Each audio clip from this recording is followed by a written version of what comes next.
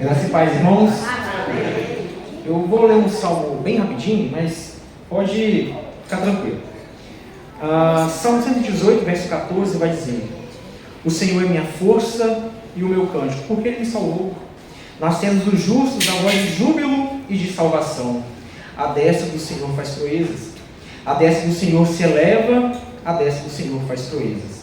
Não morrerei, antes viverei e contarei as obras do Senhor.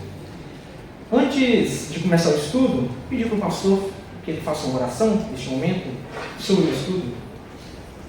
Senhor Pai, Deus, obrigado por mais uma vez nos dar a oportunidade de estarmos aqui, abrir a Tua Escritura e aprender mais do Senhor. Ó Deus, ai de nós se não aprendermos da Tua Escritura, se não vivermos segundo ela. Por isso, ó Deus, que Teu Espírito essa noite venha a nos iluminar, a abrir, Deus, a nossa mente, o nosso entendimento e o nosso coração, para compreendermos aquilo que o Senhor tem a dizer para nós essa noite. Em nome de Jesus que eu oro e coloco humildemente na Tua presença, Pai. Amém. Amém. Irmãos, não sou acostumado a falar bem de tanta gente assim. Vamos abrir a Bíblia lá em Esdras. Esdras. Já me corrigiram mais de uma vez. Eu sou acostumado a falar Esdras, é Esdras. Livro de Esdras, capítulo 3.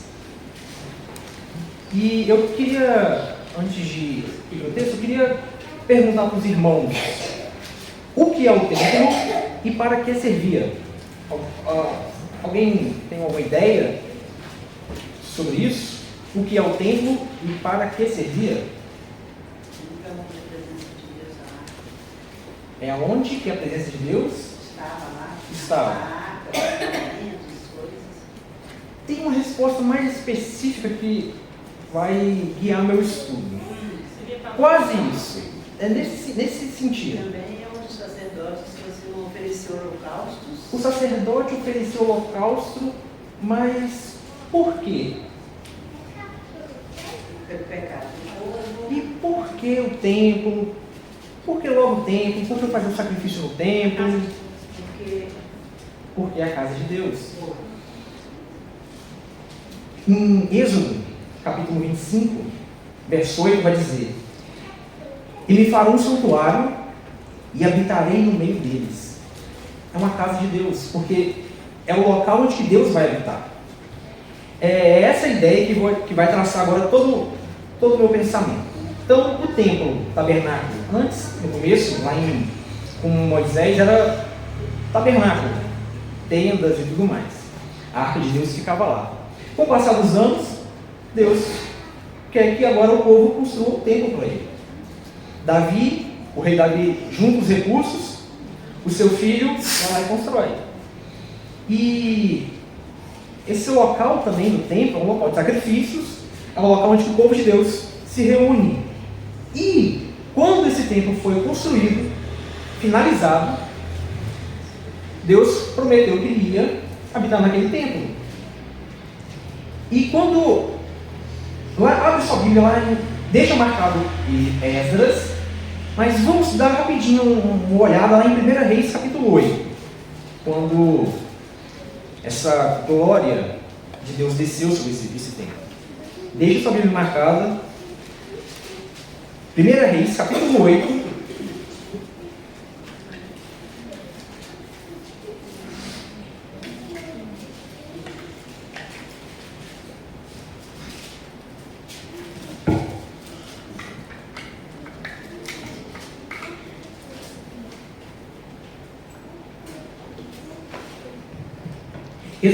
Primeira Reis 8, verso 10, vai dizer o seguinte: Tendo os sacerdotes saído do santuário, uma nuvem encheu a casa do Senhor, de tal sorte que os sacerdotes não puderam permanecer ali para ministrar, por causa da nuvem, porque a glória do Senhor enchera a casa do Senhor.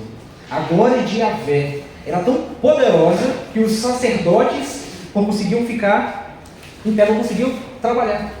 De tão intensa que foi essa glória de Deus sobre naquele tempo.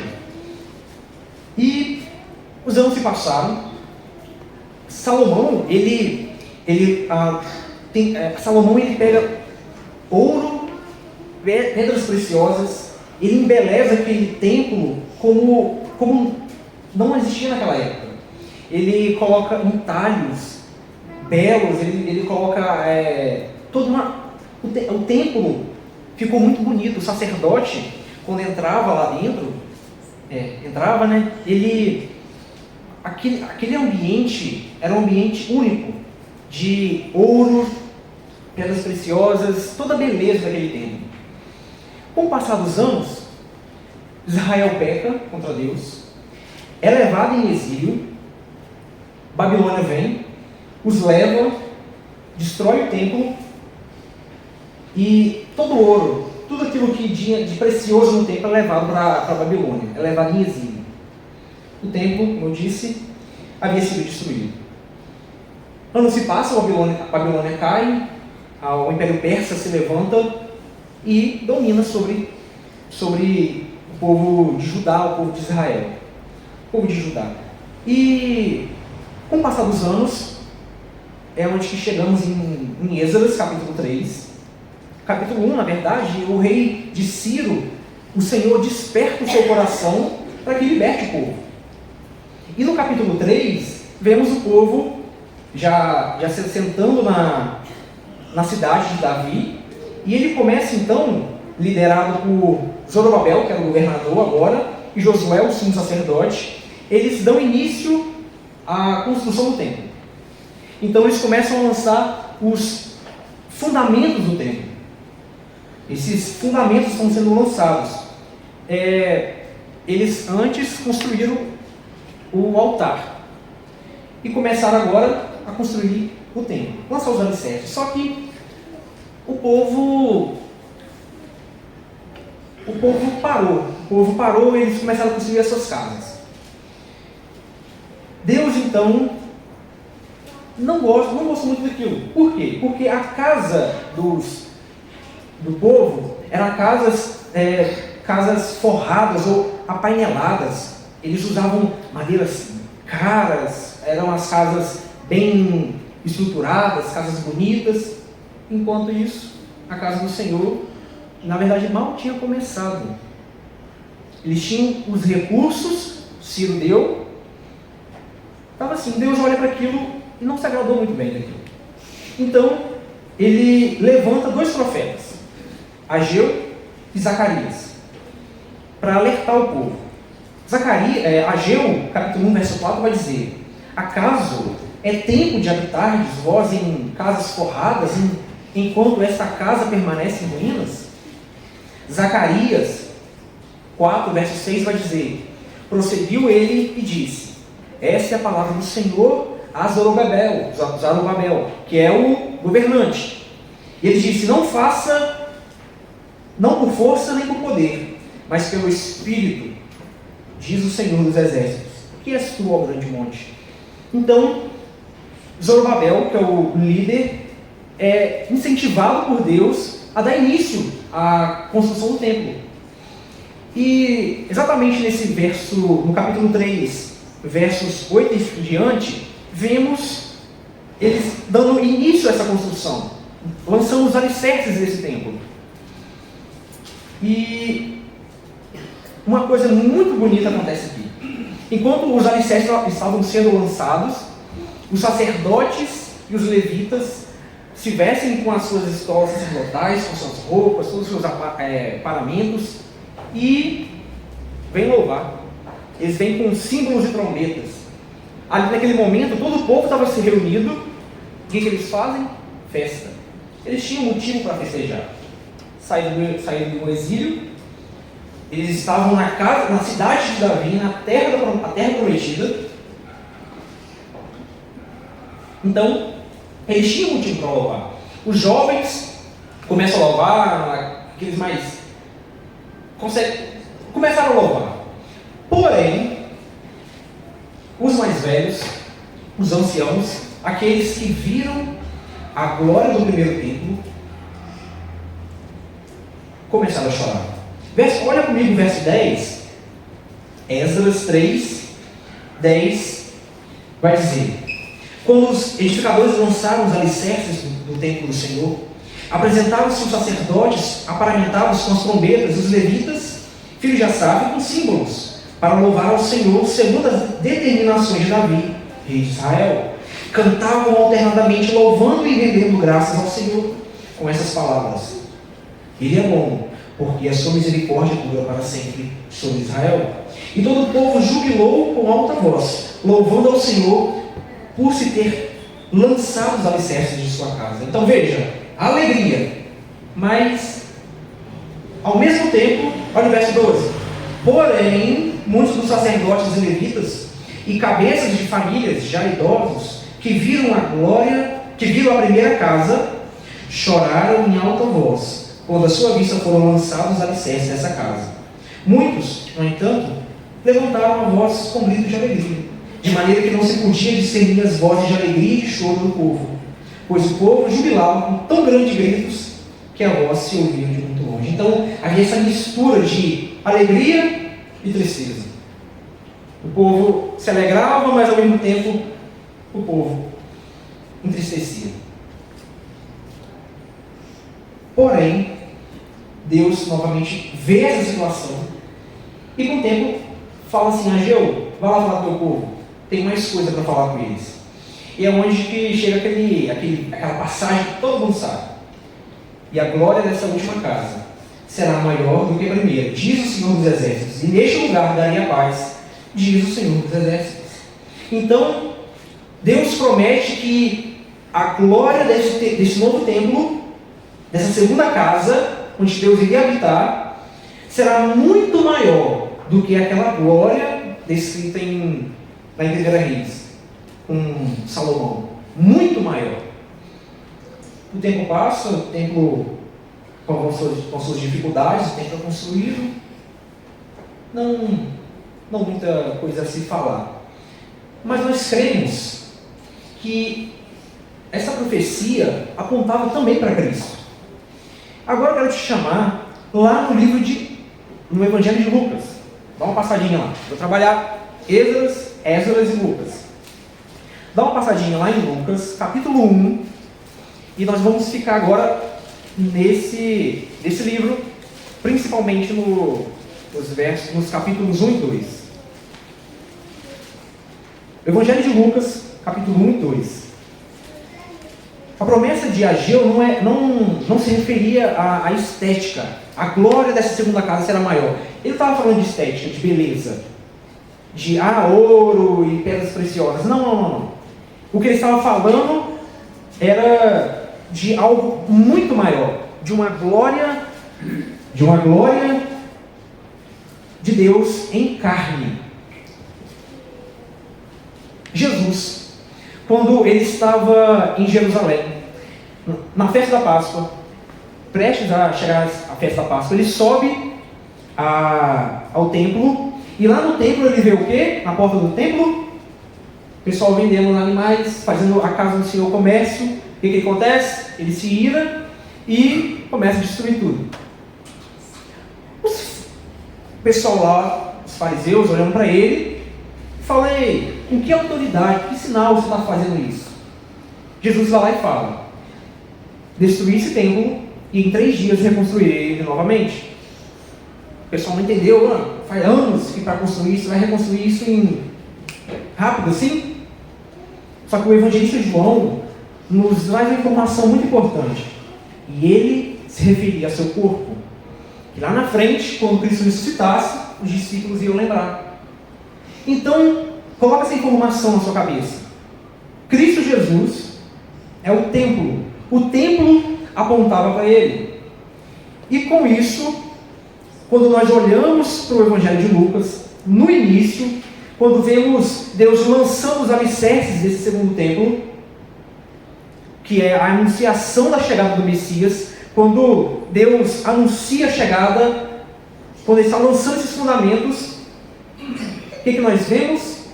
Alegria. Veja comigo, por exemplo, em Lucas capítulo 1, versos 46. O que nós temos aí? Cântico de Maria. Quando nós vamos para um pouco mais para baixo, nós vemos no versículo 67, Cântico de Zacarias. Agora pula para o capítulo 2, verso 14, verso 13. E subitamente apareceu com o anjo uma multidão de milícias celestiais, louvando a Deus e dizendo: glória a Deus nas alturas e paz na terra entre os homens, a quem ele quer bem. Ou seja, a louvor. Agora pula para o verso 29, verso 28. Simeão o tomou nos braços, tomou Jesus no braço, e louvando a Deus, dizendo, ou seja, Simeão ele louva. Então, irmãos, a chegada do Messias, a chegada desse tempo do Messias não se deu por meio de choro, mas por meio de alegria. Assim como era lá em Esdras, onde havia alegria quando eles estavam lançando os fundamentos desse templo, agora neste novo templo, neste último e perfeito templo, a alegria desde antes do seu nascimento, quando ele estava lançando esses fundamentos. E você pode perguntar: Lucas, e cadê o choro? A alegria lá, mas onde está o choro, o lamento? É aí que está, irmãos. Não há choro. Por quê? Porque a glória desse segundo templo é muito maior do que a primeira. E por que é muito maior do que a primeira? João capítulo 1,14 nos dá a resposta. E o Verbo se fez carne e habitou entre nós, cheio de graça e de verdade. E vimos a sua glória, glória como do unigênito do Pai. Colossenses capítulo 2, verso 9 vai dizer: porque nele, em Jesus, habita corporalmente toda a plenitude da divindade. Ele não é somente a manifestação, a nuvem poderosa de Deus que desce, não. É o próprio Deus que desce e tabernacula, faz tabernáculo entre nós, faz morada entre nós. Lembra que eu citei Êxodo, de que Deus iria fazer uma casa e ia habitar nela? Cristo é o próprio Deus encarnado que habita entre nós. Essa profecia apontava para ele. Então Jesus, ele não só cumpre isso, mas na profecia de Ageu, a glória da segunda casa será maior do que a primeira, e no final, quase na parte final, ele diz: e neste lugar ele dará paz. Jesus, irmãos, ele é o príncipe da paz. Se voltarmos no capítulo 1, verso 79, olha só o que está dizendo aqui. 79. Zacarias falando a respeito do Messias, para iluminar os que jazem nas trevas e na sombra da morte, e dirigir nossos pés pelo caminho da paz. Se formos olhar Lucas capítulo 2, versos 29, agora é o profeta Simeão falando. Ele vai dizer: agora, Senhor, podes despedir em paz do teu servo, segundo a tua palavra. Então, Cristo ilumina nosso caminho, o caminho da paz. Cristo, ele permite que descansemos em sua paz, e quando ele ressuscita, ele vira para os discípulos e fala: que a paz seja convosco. Ele nos dá a sua paz. Não só isso, mas ele também é o sacrifício. Tudo aquilo que estava envolto o tabernáculo apontava para ele. Os sacrifícios apontavam para ele. João Batista, ao ver Jesus, ele diz o quê? Eis o Cordeiro de Deus que tira o pecado do mundo. Lá em Hebreus vai dizer que Jesus é o verdadeiro sacerdote com a ordem superior à de Levíticos, porque ele é segundo a ordem de Melquisedeque. Cristo é o verdadeiro templo. Cristo é o sacrifício perfeito. Cristo é o sumo sacerdote segundo a ordem de Melquisedeque. E com isso, irmãos, ele sendo isso tudo, ele nos possibilita livre acesso ao trono da graça de Deus, por meio do seu sangue. O autor de Hebreus também vai falar isso, que é por meio do seu sangue. Vai dizer: tendo, pois, irmãos, intrepidez para entrar no Santo dos Santos, pelo sangue de Jesus, pelo novo e vivo caminho que ele nos consagrou pelo véu, isso é, por sua carne. Então, olha só que beleza que é Cristo, que imensidão de glória, de beleza, de tudo é Cristo. Tudo aponta para Ele. E eu esperava nessa dinâmica que vocês falassem mais no começo, senão eu ia ficar bem curtinho. Mas eu vou finalizar. Duas aplicações. Duas coisas que eu quero que vocês entendam que é uma aplicação de tudo isso que eu disse. Lucas, eu entendi que Cristo é o templo, eu entendi tudo isso. Mas o que isso impacta na minha vida? Ele deixa duas coisas. Primeiro, não precisamos chorar pela simplicidade desse templo, dessas paredes. Porque é em Cristo que temos a glória, que temos a glória definitiva, que supera qualquer templo. Se Cristo está aqui, esse lugar se torna muito maior do que ele é. Se destruir isso aqui, se destruir qualquer outra cidade, a glória será maior, porque Cristo está aqui. Então, creia nisso, creia. E a segunda aplicação, eu quero que vocês entendam, é que é a extensão dessa glória. Até onde vai essa glória? Irmãos, Paulo vai ser bem claro em falar da nossa união com Cristo. Isso é muito importante. Estamos unidos a Cristo. Se estamos unidos a Cristo, somos então agora edificados como uma casa espiritual. Olha o que ele vai falar lá em 1 Coríntios, capítulo 6, verso 19. Ou não sabeis que o vosso corpo é templo do Espírito Santo que habita em vós? Então, quando Cristo é o templo, e quando eu estou unido a Ele, eu passo a ser morada do Espírito. Pedro, o apóstolo Pedro, vai dizer lá na sua primeira carta, capítulo 2, verso 5, vai dizer: vós também, como pedras vivas, sois edificados casa espiritual e sacerdócio santo.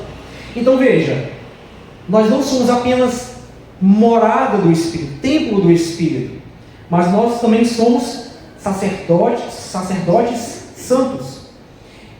Tudo isso por meio dessa união com Cristo. Então, podemos glorificar a Deus, louvar a Deus em espírito e em verdade. O Espírito de Deus habita em nós. Eu quero deixar então essas coisas fixadas na mente de vocês. Jesus é o templo de Deus. Em Jesus temos alegria, paz e consolo. Se estamos unidos a Cristo, passamos a ser morada do Espírito Santo, que é o próprio Deus.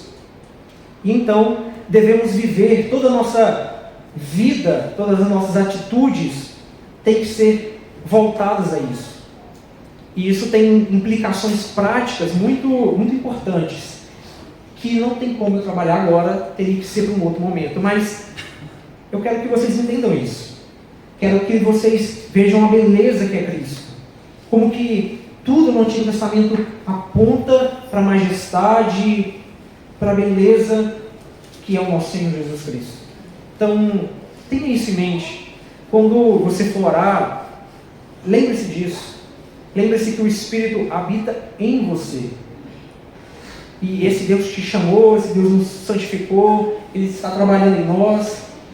E, como o apóstolo diz, como pedras vivas, construindo a morada de Deus. Juntos somos essas pedras vivas. E, irmãos, sinceramente eu espero que naquele grande dia, quando a cidade de Jerusalém descer dos céus com a noiva adornada, que eu veja cada rosto de vocês lá. Esse é o meu desejo, e poder cultuar a Deus lá. E não vai mais precisar de templos, porque o próprio Deus estará lá. E o Cordeiro é a sua lâmpada. Então,